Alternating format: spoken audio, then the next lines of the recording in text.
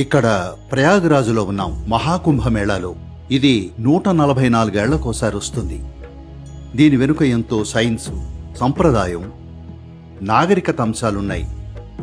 అన్నింటికీ మించి ప్రజలు.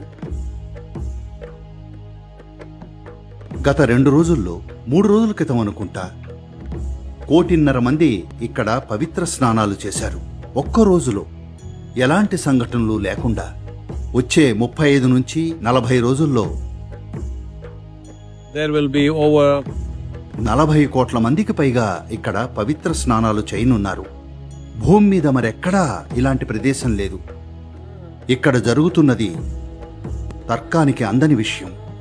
దీన్ని ప్రతి ఒక్కరూ చూడాలి, ప్రతి ఒక్కరూ అనుభూతి చెందాలి.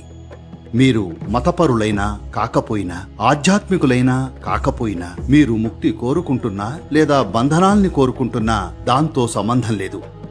till ఈ గొప్ప నాగరికతా ఘట్టాన్ని భారతదేశంలో ఉండి కూడా మిస్ అవ్వడం గొప్ప అద్భుతాన్ని కోల్పోవడమే. అలా చేయకండి. ఒక పూట రండి, వచ్చి ఇక్కడ అద్భుతాన్ని అనుభూతి చెందండి. స్పెషల్ రోజుల్లో వస్తే ఇప్పుడున్న జనం కంటే 25 రెట్లు ఎక్కువగా ఉంటారు.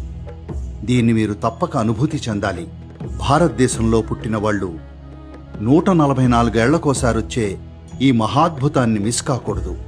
తర్వాతిసారికి ఖచ్చితంగా మీరుండరు. కాబట్టి ఈసారే వెళ్ళండి. నేనైతే ఉండను. సరేనా?